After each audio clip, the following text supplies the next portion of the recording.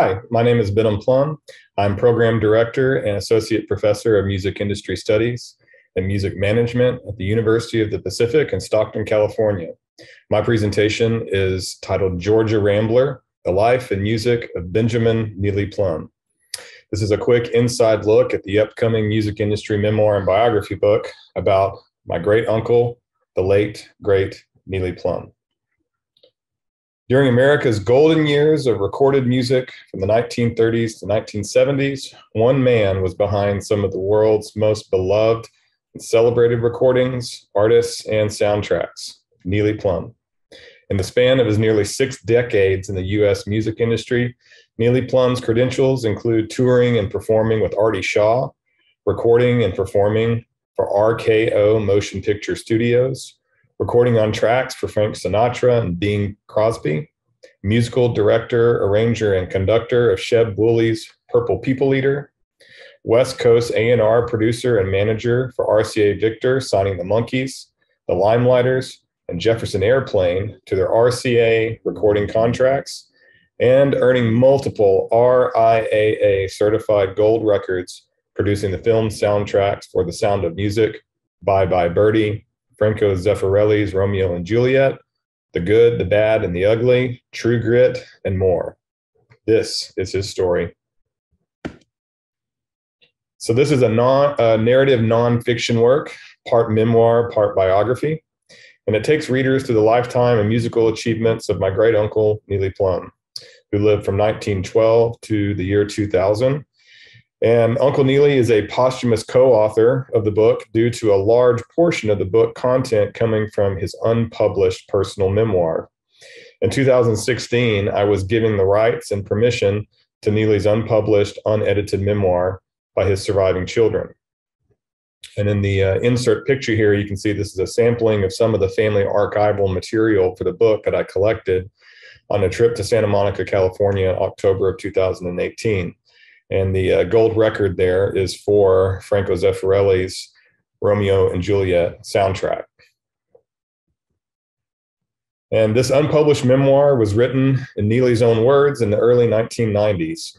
The raw, unedited memoir was edited for publication proposals in the summer of 2021. And thankfully, University Press of Mississippi, an academic publisher, has accepted the book proposal, and this will undergo their peer review process after the full manuscript is completed this summer, 2022. And the current status of the manuscript is Neely's edited memoir. It makes up 11 of the 20 proposed chapters.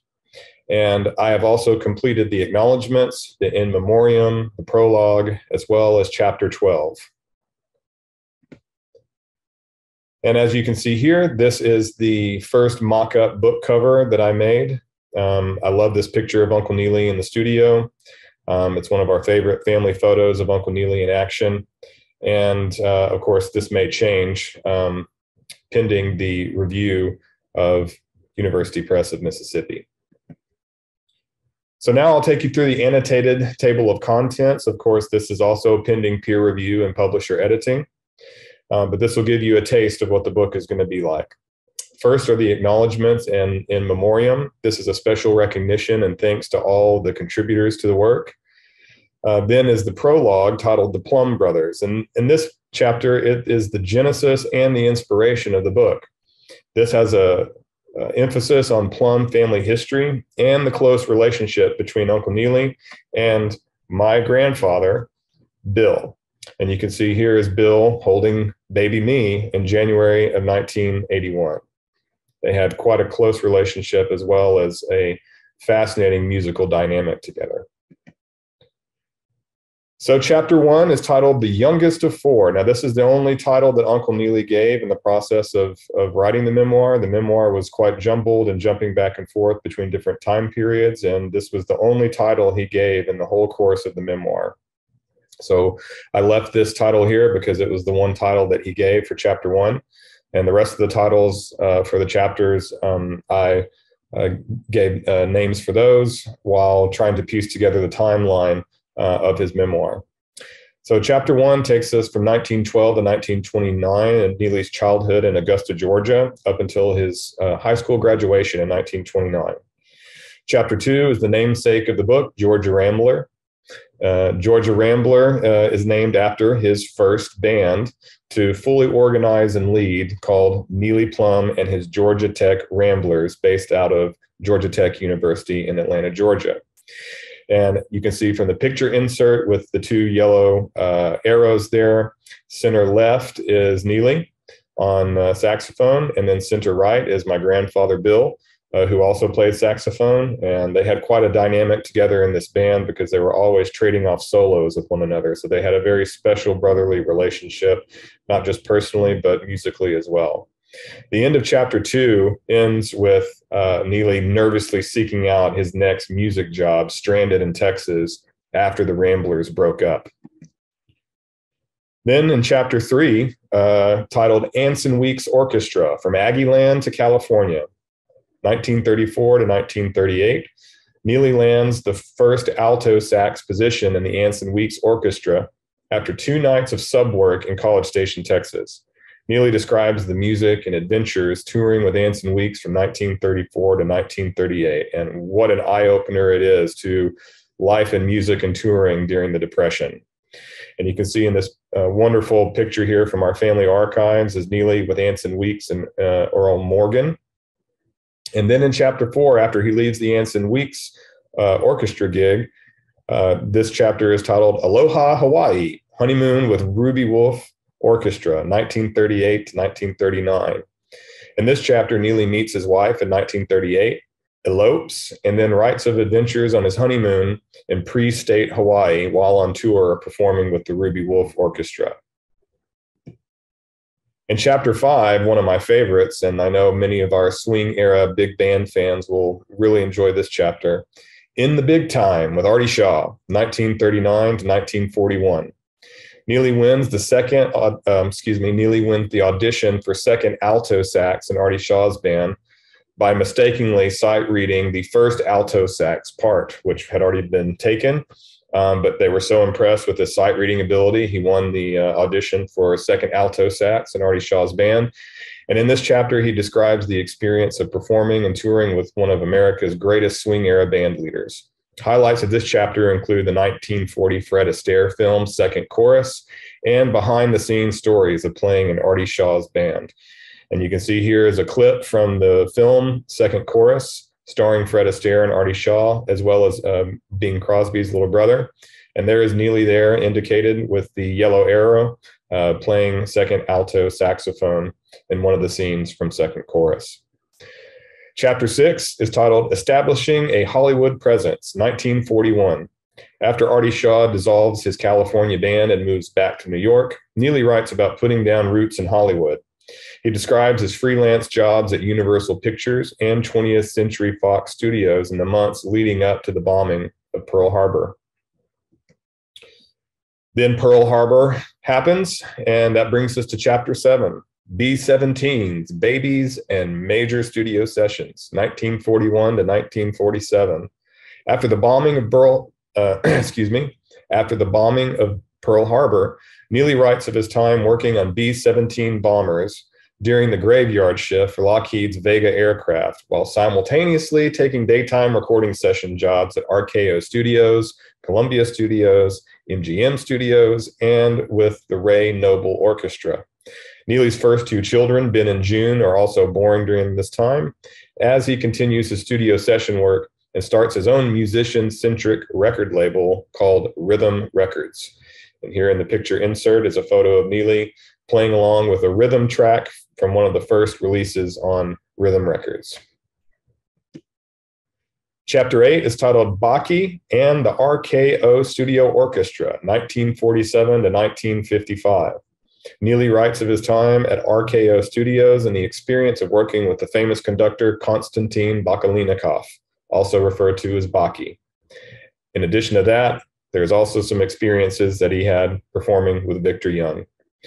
This chapter has some pending copyright clearances. I hope to add bonus material to this chapter, including a 1951 CBS radio recording interview with Bakkie and Neely. This recording also includes an interview and a performance of Neely's original song and a tribute to Bakkie titled Mr. Bakalinikoff. And here is a photo of Bakkie from 1952. In chapter 9, this really is a turning point in Neely's career. It's titled My Playing Days Were Over, and that's a direct quote from this chapter. This takes us from 1955 to 1958, where Neely was unfortunately diagnosed with Bell's palsy and was forced to retire from his performance career. He juggles another engineering job while simultaneously working on musical arrangements for Lester Sill productions, including Etta James and Ray Gilbert. And during this time, Neely took on multiple freelance arranging, conducting, and producer projects, which subsequently also included The Purple People Eater. Interestingly enough, though, Neely never wrote one single sentence about The Purple People Eater in his memoir. More on that in chapter 12, but it's during this time that he really did one of the most amazing pieces of his work. And so in chapter 12, I fill in some of the gaps on that important piece of Neely's career, as well as American musical history. Chapter 10 is titled A Baby Girl for RCA's New A&R Producer, 1958 to 1963. In April of 1958, Neely's youngest daughter, Eve Plumb, who is also known as Jan from the Brady Bunch, is born. And a year later, Neely is hired as A&R producer for RCA's Hollywood West Coast operations. In this chapter, Neely highlights some of his projects and shares behind-the-scenes stories of his first years at RCA Records. The projects include, in this chapter, Tony Fontaine, Son of the Pioneers, The Limelighters, Frankie Carl, and the film soundtrack for Jack the Ripper. Next is chapter 11, titled Big Promotions and Jefferson Airplane Takes Off, 1963 to 1968. This is by far one of my favorite chapters, as well as I'm sure many music industry fans of this time period will find some of this information quite interesting and intriguing. Neely is promoted at RCA to West Coast A&R Manager of Pop Music, as well as serving in the role of president for the Recording Academy's Los Angeles Hollywood chapter from 1966 to 1967. Highlights of chapter 11 include how Neely was promoted at RCA, the internal corporate politics at RCA, the RCA West Coast A&R staff that reported to Neely at the time, signing of Rod McEwen, the breakup of the Limelighters, and the signing of Glenn Yarborough, and of course the signing of Jefferson Airplane to RCA for their first record and subsequent hit records. And in addition to that, he also speaks of his experience as president of the Los Angeles and Hollywood chapter of the Recording Academy. Unfortunately, chapter 11 is where Neely's written memoir of his career in the music industry ends. But we pick up more on that in subsequent chapters from my research. Chapter 12 is all about The Purple People Eater in 1958. And in this chapter, I write about his contribution to Sheb Wooley's smash, and this includes some interesting information from Neely's personal archives about The Purple People Eater. Even though he didn't write about it in the memoir, he did keep some interesting archival records of the track. I also share the family story behind the classic 1958 hit song, as well as quotes from a Newsweek music review and some very important historical context surrounding the popularity of this recording. This chapter also has some pending bonus material. I have recorded a punk rock arrangement of The Purple People Eater, and I hope to be able to release that in conjunction with the book as a tribute to my Uncle Neely and one of his most famous gigs that he ever did. Chapter 13 through chapter 20 is to be determined. That's what I'm working on this summer, 2022, but I have all the chapters lined out. Chapter 13 is titled The Soundtrack Business is Upon Me, and this takes us from 1968 to 1978. In this chapter, I write about Neely's notable achievements after he left RCA in 1968, which included signing an independent production agreement with Capitol Records and producing gold record soundtracks, including the classic film Romeo and Juliet, which was #1 on the Billboard charts in the Summer of Love, the week of August 23rd, 1969. And here in the insert picture, you can see Neely accepting the gold record for the soundtrack of Romeo and Juliet. Chapter 14 is titled motion picture soundtrack albums. This is an unpublished article written by Neely about the process of recording and producing a film soundtrack in his time period. Chapter 15, What Makes a Song? This is an unpublished script draft of Neely's original TV show idea titled What Makes a Song? And you can see here is a fantastic picture from our family archives of Uncle Neely and Sam Cooke at a NARIS panel in Los Angeles around 1966, 1967. Chapter 16 is titled How Will It Be by Eve Plumb. In this chapter, I write about Neely's anti-Vietnam War production of a rare 1970 recording featuring his youngest daughter, Eve Plumb. Chapter 17, Neely Plumb and Music Industry News History. In this chapter, I include selections from a wide scope of archival material about Neely from prominent music industry publications, including Billboard and The Hollywood Reporter. Of course, this is pending clearances, but as you can see, this is from Neely's archives where he had highlighted this from Billboard, where he was given the Maker of the Microphone Award. Chapter 18 is titled Uncle Neely's Good Humor. In this chapter, this includes previously unpublished personal notes and mementos that highlight Uncle Neely's witty sense of humor. And you can see this is in this insert picture, one of the funny family pictures we have from his days touring in, I believe, the Georgia Tech Ramblers. Chapter 19 are excerpts of family interviews of various families sharing the memories of Uncle Neely. And chapter 20 is titled Neely Plumb's Last Words. In this chapter are Neely's last known written words from the memoir, because there's a gap from chapter 11. Several years went by where he had some health issues, and he tried to pick up finishing the memoir several years later, though he was unable to finish it. But we do have some last words, which are now going to be included in chapter 20. And finally, the epilogue titled A Family Tradition. In chapter 20, I close out the book with more of Neely's accomplishments that were not mentioned and written about in his memoir, as well as his lasting impact on me and my life.